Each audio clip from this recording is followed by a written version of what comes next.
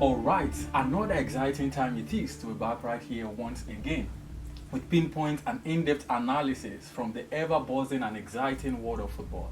And this series is highly exclusive to your Football Beyond the Scene channel, Football Gazette. Of course, you can do well to subscribe and follow us on all our social media platforms as it's been scrolled on your screen. When the going gets tough, the tough gets going. They say that exactly has been the narrative for a good number of English Premier League teams in the 2022-2023 season, who at varying points en route to league glory, Champions League qualification, and survival against the drop, parted ways with the sitting managers. And as it is now, up until this moment, the Premier League have now seen a record 12 different managers being sacked from their managerial positions. And that's really one exhaustive one we have to talk about this evening.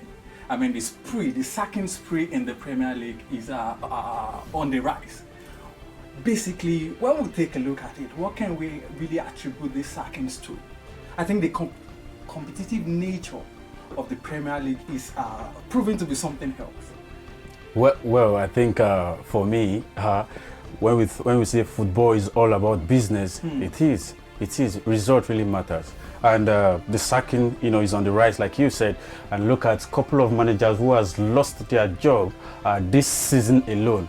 A high record there in the Premier League. To even and imagine that's a lot. Some teams have sacked 2 managers. Look at Chelsea and Southampton. Yeah. Couple of teams. Yeah, you see Southampton, Chelsea, the most recent one to say, that happened on Sunday, and Brendan Rodgers as well, and a couple of other managers who has lost their job this season is really worrisome for me. I do feel for all these managers, but at the same time, when you are appointed to do something really to get result, at some point, you as a person, okay, you feel for those managers because they really know what. But then on the part of the investors this time around, yeah, I'm still coming there. Invest and not want something out of it. Definitely, but I think those managers are not, bad in their own terms too. They really want to change. They wanted to, get the results.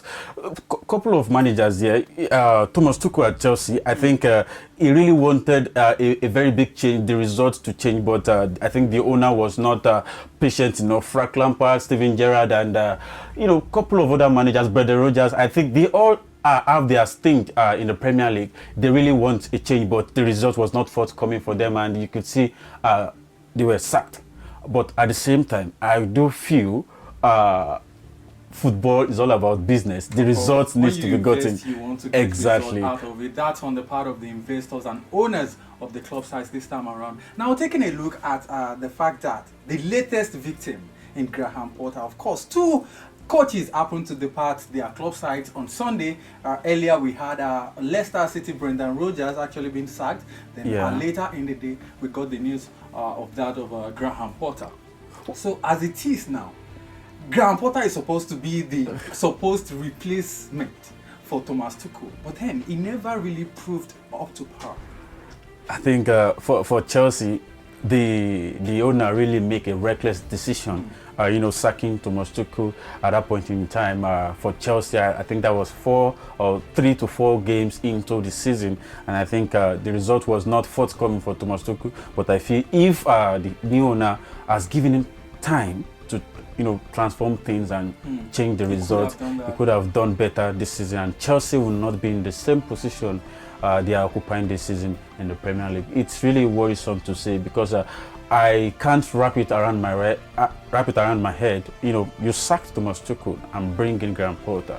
When you check the profile of these 2 managers, they are completely different. Apart. Definitely, you could imagine that Thomas Tuchel is a top coach.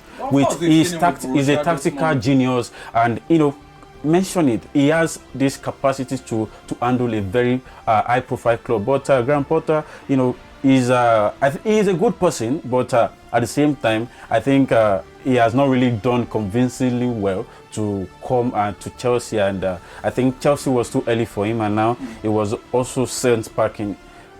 Well, as a person, I do feel for him, like I said, Well, because he really wants to change, but it was not coming. As it is. You would agree with me, we saw the best from Graham Potter while he was there with Brighton and Hove Albion. At some point, he used to occupy the fourth position on the Premier League log. Making that move to Chelsea, you begin to wonder what's really gone wrong. Is it that he lacks that attitude to actually steer the affairs of a high-profile team such as Chelsea, unlike Thomas Tuchel, that we saw right there with Borussia Dortmund, at some point with Paris Saint-Germain, who actually was in charge of the most influential players you can find around. Now Graham Potter, being a replacement, actually performed opposite of what we saw from him right there at Brighton and Hove Albion. Well, for me, I think Potter's thing at Chelsea, he was a passive coach. You know, some of the players even believe he was out of his depth. You know, he was not giving this total discipline and total control of the team. He was not having that, and you could tell in the reactions, pre-match conference and post-match conference, the way he handled it, and a couple of things. And when you lose, you have to react to it in a very good way. But for Potter, it was too lenient for me, and that is not someone Chelsea want at this point in time. Like I said earlier, Chelsea was just too early for him. I mean, just taking a look at his stats, his Premier League stats this time around. He's played a total of 22 games. I mean, he's won just 7, drew 7, and lost 8. I mean, that's really massive. You would expect that not to affect the progress of anything, regardless of the structure in which you're building upon. Of course, Thomas Tuchel at some point in the season, he wasn't performing so badly.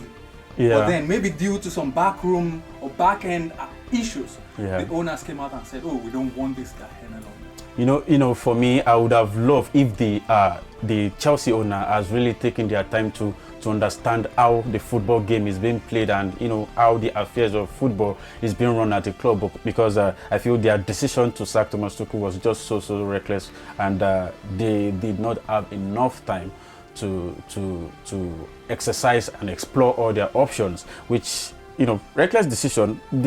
For me, I would even blame the owner for bringing Chelsea to this position. You could see the way they are sitting in the 11th position, and it's so bad. Chelsea, it's been long we see just in this type of position. I really do want to say, apart from the Mourinho second stint, we haven't seen Chelsea this terrible in recent times. But then languishing in the second half of the log, I mean, that's really something you don't get to see often. And it's degrading of Chelsea as it is. Despite spending so much money both in the summer and in the winter, and they still find themselves struggling. Even Chelsea failed to defeat any top 6 club in the English Premier League. I mean, the last one they actually defeated was Tottenham Hotspur. That was in 2022. January. Apart from Tottenham Hotspur, way back 2021. I mean, that's really something Chelsea fans out there wouldn't want to listen to. But then, it's just the fact, it's the stats. The handwriting is boldly written there on the wall.